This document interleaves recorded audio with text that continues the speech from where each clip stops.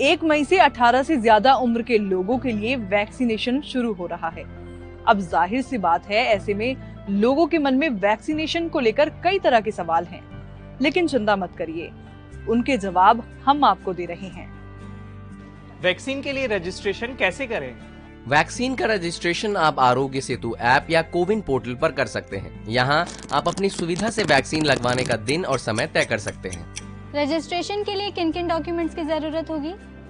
Registration के लिए एक पासपोर्ट साइज फोटो के साथ कोई भी एक सर्टिफाइड फोटो आईडी प्रूफ जैसे Aadhaar, driving licence, PAN card, voter ID वगैरह की जरूरत होगी। क्या वैक्सीन लगवाने के समय भी फोटो आईडी ले जानी होगी? हाँ, जो आईडी आपने रजिस्ट्रेशन के समय दी थी उसी को साथ ले जाना होगा। वैक्सीन के कितने डोज होंगे और कितने दिनों के अंतर पर इन्हें लेना होगा? दोनों वैक्सीन के 2-2 डोजेस दिए जाएंगे। कोविशील्ड के पहले और दूसरे डोज के बीच 4 से 8 हफ्तों का, तो वहीं कोवैक्सीन के दोनों डोजेस के बीच 4 से 6 हफ्तों का फासला रहेगा। क्या दोनों डोजेस के लिए अलग अलग रजिस्ट्रेशन कराना पड़ेगा?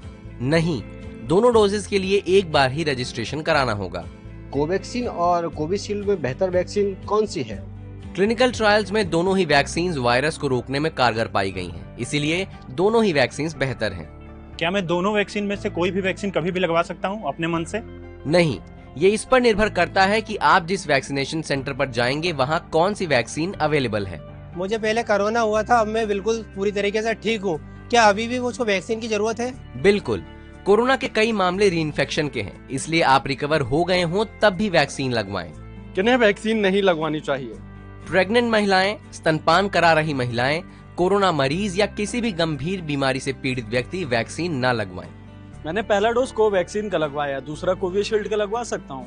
बिल्कुल नहीं, आप पहला डोज जिस भी वैक्सीन का लगवा रहे हैं, दूसरा डोज भी उसी वैक्सीन का लगवाएं। क्या वैक्सीन लगवाने के बाद भी मास्क लगाना पड़ेगा?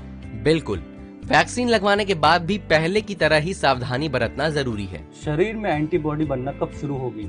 वैक्सीन के दोनों डोजेस लेने के 2 से 3 हफ्तों के भीतर शरीर में एंटीबॉडीज बनना शुरू हो जाती हैं। वैक्सीन लगने के बाद किस तरीके के लक्षण दिख सकते हैं? जिस जगह वैक्सीन लगाई गई वहां हल्का दर्द, सिर दर्द, बुखार, चिड़चिड़ापन, चक्कर आना जैसे लक्षण दिख सकते हैं। ऐसा होने पर डॉक्टर की सलाह से दवा ले सकते हैं।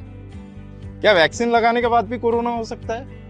वैक्सीन कोरोना से बचाव की 100% गारंटी नहीं देती है, लेकिन कोरोना से लड़ने में आपकी शक्ति जरूर बढ़ा देती है। वैक्सीन से पीरियड्स पर कोई असर तो नहीं पड़ेगा? नहीं, पीरियड्स एक पूरी तरह से नेचुरल प्रक्रिया है। वैक्सीन का इससे कोई लेना देना नहीं है। वैक्सीन की कीमत कितनी है?